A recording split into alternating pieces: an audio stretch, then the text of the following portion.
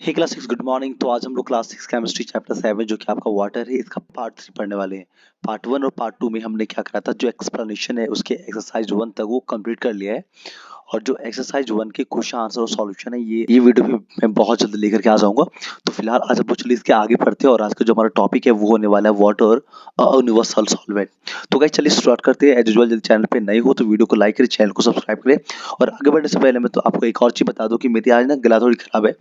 तो यदि को थोड़ी पूरी प्रॉब्लम हो रही हो आवाज को समझने में, यदि वॉइस यदि बहुत ज्यादा क्लियर ना हो तो गाइस प्लीज आज बार के लिए मैनेज कीजिएगा। नेक्स्ट जैसे ही मेरी आवाज सही हो जाती है उसके बाद मैं आपके लिए और भी अच्छे और इंटरेस्टिंग वीडियोस लेकर के आऊंगा। और एक चीज और, हाँ, यदि आप लोग चैनल पे आते हो तो प्लीज गाइस लाइक कर दिया करो वीडियो को। मैं देखता हूँ कि बहुत सारे लोग जो है वो वीडियोस को वॉच करते हैं, वॉच करके चले जाते हैं, बट लाइक नहीं करते और ना ही सब्सक्राइब करते। सब्सक्राइब करने के लिए आपको पैसे तो लगते ही नहीं है, तो गाइस यदि आप कर देते हो तो थोड़ी सी मुझे मोटिवेशन मिल जाती है और किसी न किसी नीडी स्टूडेंट्स को जो है वो इस एक्सप्लेनेशन का जो लाभ हो जाता है। तो चलिए शुरू करते हैं। आई होप कि आप वीडियो को एंड तक देखोगे और साथ ही साथ वीडियो को लाइक और शेयर भी करोगे। तो चलिए शुरू करते हैं। आज के इस लेक्चर वीडियो में हम लोग देखने वाले कि वाटर जो है कि यूनिवर्सल सॉल्वेंट क्यों होती है। अच्छा, ये सॉल्वेंट क्या होती है, यूनिवर्सल क्या होती है, सॉल्वेंट से रिलेटेड कुछ वर्ड्स आपने सुना होगा शायद, सॉल्यूट, सॉल्यूशन, इन सब के बारे में भी कि आज के इस टॉपिक में बेसिकली हम बहुत ही डिटेल्स में पढ़ने वाले। देखो क्या लिखा हुआ कि वाटर ना एक बहुत ही खास एबिलिटी होती है वाटर के पास। और ये एबिलिटी ये है कि ये अपने अंदर काफी तरह तरह के सॉलिड, लिक्विड और गैसेस को अपने में डिसॉल्व करवा देती है। इसलिए वाटर को हम लोग क्या कहते हैं, यूनिवर्सल सॉल्वेंट। कि जब भी हम कोई चीज को किसी में मिला रहे होते हैं तो हमेशा एक चीज की क्वांटिटी ज्यादा होती है, दूसरे की कम होती है। तो जब क्वांटिटी जिस मैटर की अधिक होती है उसे हम लोग सॉल्वेंट के जैसा ट्रीट करते हैं। तो जब भी मान लो वाटर में कोई चीज को घोलना हो, चाहे आपको लिक्विड घोलना हो, ऑयल घोलना हो, पेंट घोलना हो, सॉलिड में से जैसे कि आपको शुगर हो गया, सैंड हो गया, सॉल्ट हो गया, इन सब चीजों को हमेशा वाटर में साथ ही मिक्स करने का प्रयास करते हो। जिसकी क्वांटिटी अधिक होती है वो क्या रहता है आपका सॉल्वेंट, और जिसकी क्वांटिटी लेस होती है वो क्या रहता है आपका सॉल्यूट। चलिए आगे बढ़ते हैं। देखो यहाँ पे क्या लिखा हुआ है कि solvent is a medium. Solvent basically एक मीडियम है जिसमें सब्सटेंसेस जो है वो डिसॉल्व होती है और एक सॉल्यूशन का निर्माण करती है। यूजुअली जो है वो सॉल्वेंट है वो अक्सर लिक्विड होता है। और जितने भी सॉल्यूशन हम अपने आसपास देखते हैं उसमें से जो ऑलमोस्ट सॉल्वेंट है वो अक्सर लिक्विड और उसमें वाटर ही रहती है। देखो क्या लिखा हुआ है कि water is the most common solvent. Water एक बहुत ही मोस्ट और कॉमन सॉल्वेंट है। मतलब जब भी हमें कोई चीज को मिक्स करने, सॉल्यूशन बनाने की जो आवश्यकता पड़ती है तो हम सुबह से लेकर के शाम तक हर बार वाटर वाटर वाटर ही चिल्ला रहे होते हैं, फिर वाटर का ही इस्तेमाल करते हैं। द अदर सॉल्वेंट जैसे कि अल्कोहल, कार्बन टेट्राक्लोराइड, ईटीसी और बेंजीन होती है, ऑयल होती है, ये सब भी सॉल्वेंट होते हैं। अब नेक्स्ट है solute. A solute is a substance that dissolves in a solvent to form a solution. एक सॉल्यूशन को फॉर्म करने के लिए जब हम सॉल्वेंट में किसी चीज को ऐड करते हैं, और यहाँ पे ध्यान देना कि जो सॉल्वेंट है उससे कम क्वांटिटी में होना चाहिए, जो भी सब्सटेंस उसको हम ऐड करते हैं, तो ये कहलाता है आपका solute. It is smaller quantity in solution. और इसको जो सॉल्यूशन है उसमें कम और लेस क्वांटिटी में आपका सॉल्यूट होता है और हायर क्वांटिटी में सॉल्वेंट होती है। और जब सॉल्वेंट और सॉल्यूट आपस में मिलता है तो बनाता है सॉल्यूशन। इसको हम लोग ऐसे लिख सकते हैं कि solution is a uniform homogeneous mixer. Solution जो है वो यूनिफॉर्म होमोजेनस मिक्सर होती है जो कि सॉल्यूट और सॉल्वेंट के आपस में मिलने से बनती है। तो इसको हम लोग ऐसे भी लिख सकते हैं, solution equal to solute plus solvent. अब आपको ध्यान देना है और दिमाग में थोड़ी सी जोर डालना है कि देखो जितने भी चीजें हमारे आसपास में है वो सबके सब वाटर में डिसॉल्व नहीं होते, सबके सब वाटर में घुल नहीं जाते। जैसे कि मान लो आप एक पत्थर लेते हो और दूसरा नमक लेते हो, सॉल्ट लेते हो, तो सॉल्ट या फिर शुगर ये तो इजिली वाटर में घुल जाता है, बट जो स्टोन है वो वाटर में घुलता नहीं है। तो देखो वाटर जो है वो बहुत ही मोस्ट फ्रीक्वेंटली यूज्ड सॉल्वेंट, यानी कि हर टाइम जब भी हमें कोई सॉल्वेंट या फिर सॉल्यूशन का निर्माण करना होता है तो हम लोग एज ए सॉल्वेंट वाटर का इस्तेमाल करते हैं। बट जितने सारे सब्सटेंसेस हो सब के सब जो है वाटर में डिसॉल्व नहीं होते। तो जो सब्सटेंसेस वाटर में डिसॉल्व नहीं होंगे उसे बोलेंगे हम सब वाटर इनसॉल्युबल सब्सटेंसेस। जैसे कि हो जाएगा आपका sand, chalk, plastic and etc. But जो वाटर में सॉल्युबल है, जो वाटर में डिसॉल्व हो सकता है, वो कहलाएगा वाटर सॉल्युबल। और इसका एग्जांपल हो जाएगा salt, sugar, copper sulphate, etc. चलिए आगे बढ़ते हैं और देखते हैं कि बहुत टाइम क्या होता है जब हम सॉल्यूशन को फॉर्म कर रहे होते हैं तो सॉल्यूशन को फॉर्म करते वक्त हमेशा सॉलिड और लिक्विड ना लेकर के हम लोग लिक्विड लिक्विड को ही ले लेते हैं। जैसे कि जूस को वाटर में मिलाना हो, मिल्क को वाटर में मिलाना हो, या फिर इसी तरह के किसी और लिक्विड को किसी और लिक्विड में मिलाना हो, तो अक्सर जिस लिक्विड की क्वांटिटी अधिक होती है वो आपका सॉल्वेंट कहलाता है और जिसकी क्वांटिटी कम होती है उसे हम लोग कहते हैं सॉल्यूट। फॉर एग्जांपल ले सकते हो, हम वाटर और अल्कोहल की मिक्सर बनाते हैं। अब ये मत पूछना कि वाटर और अल्कोहल की मिक्सर हम क्यों बनाते हैं या फिर कौन बनाता है। तो मान लो यदि वाटर और अल्कोहल की सॉल्यूशन बनाया जाए तो यहाँ पे वाटर भी लिक्विड है और अल्कोहल भी लिक्विड है। तो वाटर और अल्कोहल के लिक्विड में कौन सॉल्यूट होगा और कौन सॉल्वेंट होगा? तो सॉल्वेंट होगा जिसकी क्वांटिटी ज्यादा होगी और सॉल्यूट होगा जिसकी क्वांटिटी कम होगी। देखो लिखा हुआ है कि यदि अल्कोहल कम होगा, if alcohol is less and water is more, then alcohol act as a solute and water act as a solvent and vice versa। और जिसको यदि उल्टा भी कर दे कि मान लो कभी अल्कोहल जो ज्यादा हो जाए तो अल्कोहल आपका बन जाएगा सॉल्वेंट और वाटर कम मिलाया जाए तो वाटर बन जाएगा सॉल्यूट। लेकिन कभी कभार क्या होता है कि जो आपका वाटर है वो एयर में एवोपोरेट हो जाती है, तो it begins to dissolve the gases present in air. और बहुत बार क्या होता है कि जब वाटर को ऐसे ओपनली एयर में छोड़ देते हैं तो वाटर के मॉलिक्यूल्स जो हैं वो धीरे धीरे वाटर में डिसॉल्व हो जाते हैं। सॉरी, एयर के जो मॉलिक्यूल है वो वाटर में डिसॉल्व हो जाते हैं। तो इस केस में जो आपका वाटर है वो रहता है आपका सॉल्वेंट और जो गैसेस मॉलिक्यूल वाटर में डिसॉल्व होती है उसे हम लोग सॉल्यूट कहते हैं। ओके, नेक्स्ट टॉपिक है capacity of water to dissolve substance. देखो हर एक चीज की अपनी एक लिमिट होती है। तो यहाँ पे यदि वाटर किसी चीज को अपने में डिसॉल्व करा रही है तो वाटर की भी अपनी एक स्टेज आता होगा ना जब वाटर में चीजें डिसॉल्व होना या फिर घुलना बंद हो जाती होगी। तो इस तरह से कह सकते हैं कि जो वाटर है उसकी भी अपनी कैपेसिटी होती है, वो अपने अपने अंदर चीजों को डिसॉल्व कराने की। तो इस चीज को हम लोग अब इसमें क्या करने वाले, फाइंड करने वाले हैं।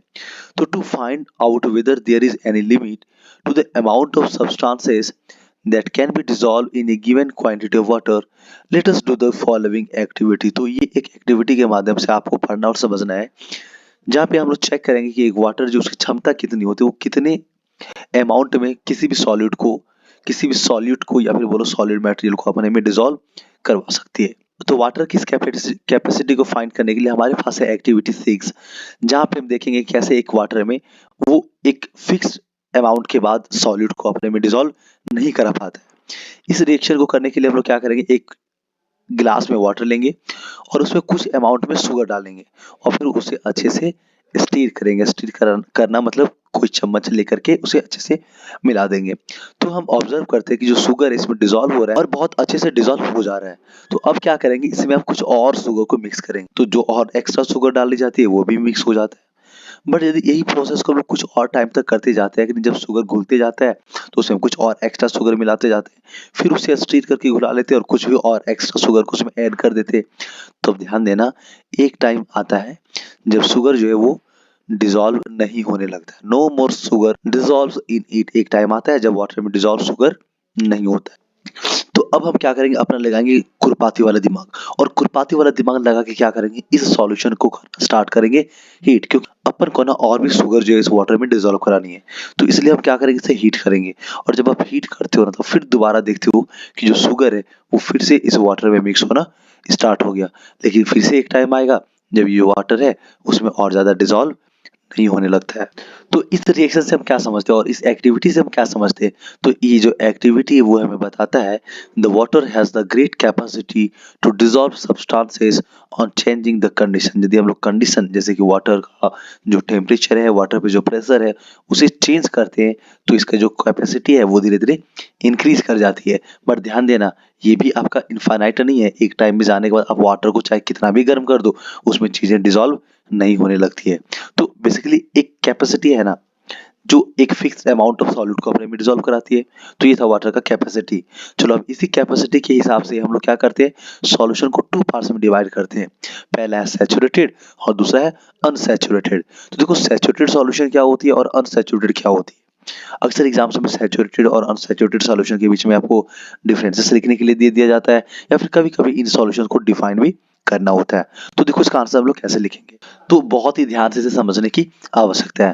तो देखो क्या लिखा हुआ है कि जो सॉल्यूशन है ना वो 2 टाइप्स की हो सकती है, मेनली सैचुरेटेड एंड अनसैचुरेटेड। और सैचुरेटेड सॉल्यूशन वो सॉल्यूशन होगा जब इसमें when it cannot dissolve any more of the solute at given temperature। मतलब एक फिक्स टेम्परेचर पे जब कोई भी सॉल्यूशन, कोई भी सॉल्वेंट कंडीशन पे उसमें और अधिक सॉल्यूट डिसॉल्व नहीं हो रहा होता है। A solution that can dissolve more of the solute at given temperature is said to be an unsaturated solution. तो इसको ऐसे कह सकते हो, एक गिलास पानी में 1 चम्मच शुगर मिलाते हैं, तो अब यहाँ पे इस वाटर के पास अभी भी बहुत सारी कैपेसिटी बची हुई है जिसमें वो शुगर को डिसॉल्व कर सकता है। तो इस स्थिति में हम बोलेंगे कि वाटर जो है वो अनसैचुरेटेड है। बट जब इसमें हम 10-15 से 20 चम्मच शुगर ऐड कर देते हैं, तो अब क्या होती है कि जो वाटर है उसका टेम्परेचर ना बढ़ाया जाए, तो ये इसमें शुगर जो है वो डिसॉल्व नहीं होता है। तो इस कंडीशन में हम जो सॉल्यूशन है उसे कहते हैं सैचुरेटेड सॉल्यूशन। तो चलिए अब हम लोग देखते हैं कि सॉल्युबिलिटी क्या होती है। तो देखो बहुत ही सिंपल सी चीज है, जो यहाँ पे एबिलिटी है वाटर का, या फिर बोलो एबिलिटी है सॉल्वेंट का अपने अंदर में चीजों को डिसॉल्व करवाने की, इसे हम लोग कहते हैं सॉल्युबिलिटी। बट देखो आपके बुक में आंसर क्या लिखा हुआ है, आपके बुक में आंसर लिखा हुआ है बच्चों कि the amount of solute that dissolve in A given quantity of solvent, एक फिक्स्ड क्वांटिटी ऑफ सॉल्वेंट में जिस अमाउंट में हम सॉल्यूट को डिसॉल्व कर पाते हैं, जो उसकी कैपेसिटी होती है डिसॉल्व करवाने की एक फिक्स टेम्परेचर पे, ताकि एक सैचुरेटेड सॉल्यूशन को बनाया जा सके, उसे हम लोग कहते हैं सॉल्युबिलिटी। देखो ये काफी थोड़ी सी कह सकता हूँ ये हार्ड वर्ड हो गई आपके लिए, और ये आपके सिलेबस में क्लास 6 में बहुत ज़्यादा पढ़ना नहीं है, बट क्लास 7 और क्लास 8 में फिर से ये रिपीट होने वाली है। तो ध्यान देना, ये बेसिकली आप इसको वन लाइन में याद रखो कि the ability of solvent to dissolve substances in it is called solubility. आप चाहो तो इसे लिख भी सकते हो। यूजुअली जो सॉल्युबिलिटी है वो इंक्रीज करती है किसी भी सॉल्वेंट का और किसी भी सॉल्यूशन का जब हम उसका टेम्परेचर को बढ़ा देते हैं। इसीलिए यहाँ पे हम लोग ना इन अनसैचुरेटेड वाले केस में देख रहे थे कि जब और ज़्यादा सॉल्यूट को मिलाने की आवश्यकता हो रही थी हमें, तो उसे हमें गर्म करने की ज़रूरत पड़ रही थी। और जब हम सॉल्यूशन को गर्म करते हैं तो उसमें उसकी जो कैपेसिटी होती है अपने अंदर सॉल्यूट को मिक्स करने की, वो बढ़ जाती है, और इस तरह से जो उसका सॉल्युबिलिटी है वो भी बढ़ जाती है। एग्जाम्पल के लिए देखो कि जब आप कॉमन सॉल्ट या फिर शुगर, पोटेशियम नाइट्रेट को जब डिसॉल्व कराते हो, एक टाइम के बाद फिक्स टेम्परेचर पे डिसॉल्व होना बंद हो जाती है।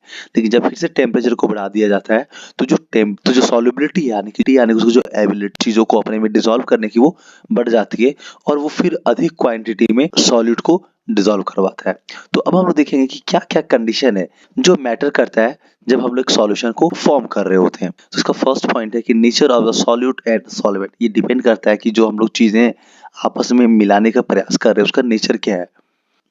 बेसिकली कह सकते हो कि ये जो है आपस में सॉल्यूट सॉल्वेंट की जो नेचर है वो किस फॉर्म में है, सॉलिड फॉर्म में है, लिक्विड फॉर्म में या गैसेस फॉर्म में, इस पे डिपेंड करता है। नेक्स्ट है stirring the solute in the solvent. यदि हम लोग क्या करते हैं उसे अच्छे से मिक्स करना आते हैं, चम्मच लेकर के आप शुगर को वाटर में मिक्स करने के प्रयास करते हो तो वो जल्दी से घुल जाता है, और जब आप सॉल्यूट को सिर्फ वाटर में डाल के छोड़ देते हो शुगर को, तो उसे घुलने में ज़्यादा टाइम लगता है। तो इस तरह से कह सकते हैं कि जो स्टरिंग है वो भी इसका एक फैक्टर है। नेक्स्ट है साइज ऑफ सॉल्यूट पार्टिकल्स, यानी कि सॉल्यूट पार्टिकल का जो साइज है वो यदि बड़ा होगा तो उसे घुलने में ज़्यादा टाइम लगेगा, और सॉल्यूट पार्टिकल का जो साइज है वो बहुत छोटा होगा, कम होगा, तो इस तरह से हम कह सकते हैं कि जो पार्टिकल्स है वो बहुत जल्दी और आसानी से मिक्स हो जाएगा, डिसॉल्व हो जाएगा। तो एक बार फिर से रिकॉल कर लेते हैं, जो फर्स्ट फैक्टर था जहाँ पे हमने देखा nature of solute and solvent, यानी कि सॉल्वेंट और सॉल्यूट का नेचर क्या है, वो सॉलिड स्टेट में है, लिक्विड स्टेट में, या फिर गैसेस स्टेट में है। दूसरा था स्टीरिंग, यानी कि यदि हम लोग स्टीरिंग करते हैं तो जो सॉल्युबिलिटी है वो बढ़ जाती है, चीजें जल्दी और स्पीड में घुलने लगती है। नेक्स्ट था साइज ऑफ सॉलिड पार्टिकल्स, यानी कि साइज जो है सॉल्यूट का, यानी कि मान लो ना आप शुगर को वाटर में मिक्स कर रहे हो और शुगर का साइज बहुत ज्यादा बड़ा है तो उसे घुलने में ज्यादा टाइम लगेगा, और यदि उसकी साइज बहुत छोटी है तो वो जल्दी से घुल जाएगा। नेक्स्ट एंड लास्ट जो फैक्टर है तो बोलो कंडीशन है, वो है आपका हीटिंग। यदि आप चीजों को सॉल्यूशन को हीट करते हो तो जो सॉल्युबिलिटी है वो बढ़ जाती है, और इस तरह से जो सॉल्वेंट है वो अपने में अधिक मात्रा में सॉल्यूट को डिसॉल्व करा पाती है। तो इस तरह से जो हमारा सॉल्यूशन है वो रेडी हो गया। हमने सॉल्यूट के बारे में पढ़ा, सॉल्वेंट के बारे में पढ़ा, सैचुरेटेड और अनसैचुरेटेड सॉल्यूशन के बारे में पढ़ा, सॉल्युबिलिटी क्या होती है किसी भी लिक्विड किसके बारे में पढ़ लिया। बट अभी भी एक छोटा सा टॉपिक बचा हुआ है जिसे हम लोग अभी तुरंत कंप्लीट करने वाले हैं, और साथ ही साथ हमने वाटर सॉल्युबल के बारे में पढ़ा, फिर वाटर इनसॉल्युबल के बारे में पढ़ा, solvent, solute, capacity of water to dissolve, और साथ ही साथ जो यूनिवर्सल सॉल्वेंट है वो भी हमने आज की इस वीडियो में पढ़ा। और जो छोटा सा टॉपिक जो बच गया है वो है कि मान लो ये जो सॉल्यूशन आपस में बन जाता है उसमें से हम चाहे कि इस सॉल्यूट को बाहर निकालना सॉल्वेंट में से, तो ये पॉसिबल है। मतलब मैं क्या कह रहा हूँ, मैं कह रहा हूँ कि सॉल्यूशन जो बन गया उसमें से सॉल्यूट और सॉल्वेंट को क्या पॉसिबल है अलग कर पाना? तो गाइज संभव है। देखो कैसे, जब हम सॉल्यूशन को हीट करना स्टार्ट करते हैं तो हीट करने के बाद क्या जो सॉल्वेंट है वो धीरे धीरे एवोपोरेट होने लगती है, क्योंकि जो सॉल्वेंट होती है, देखो यहाँ पे लिखा हुआ है कि जो सॉल्वेंट होती है और साथ ही साथ जो सॉल्यूट होती है, इसकी जो बॉइलिंग पॉइंट और मेल्टिंग पॉइंट है वो डिफरेंट डिफरेंट होती है। तो जब हम लोग क्या करते हैं ना, तो जब हम लोग इसे गर्म करना स्टार्ट करते हैं तो जो सॉल्वेंट है वो बहुत जल्दी एवापोरेट हो जाता है, और एवापोरेट होने के बाद वो धीरे धीरे वहां से वो वाटर वेपर बन के बाहर निकल जाता है, और जो सॉल्यूट है वो उसी बीकर में, उसी जो आपका बर्तन है वहां पे एज ए रेसिड्यू रह जाता है, और इस तरह से जो सॉल्यूट है उसे सॉल्यूशन में से हम लोग रिकवर कर लेते हैं और अलग कर लेते हैं। बट यदि हम चाहें तो जो वाटर वेपर एवापोरेट हो रहा है, यानी कि जो लिक्विड बाहर निकल रहा है, सॉल्वेंट बाहर निकल रहा है, इसे भी हम लोग कलेक्ट कर सकते हैं। देखो यहाँ पे क्या लिखा हुआ है कि vapour coming out of the solutions are condense. ये जो सॉल्यूशन में से एवापोरेट हो रहा है वाटर वेपर, उसे यदि हम लोग कंडेंस करते हैं, कूल डाउन करते हैं, तो जो सॉल्वेंट है उसे भी रिकवर किया जा सकता है।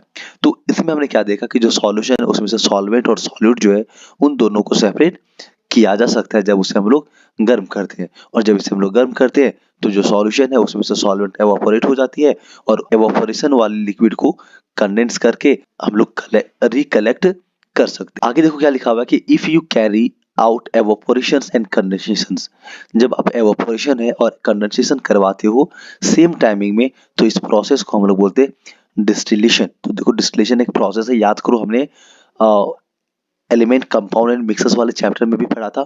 तो जब आप चीजों को हीट करते हो, एवापोरेट करते हो, और फिर साथ ही साथ उसे कंडेंस भी करते हो, तो ये जो पूरी प्रोसेस है वो कहलाती है डिस्टिलेशन। तो कंडेंसेशन के बाद जो लिक्विड है वो कहलाता है डिस्टिलेट।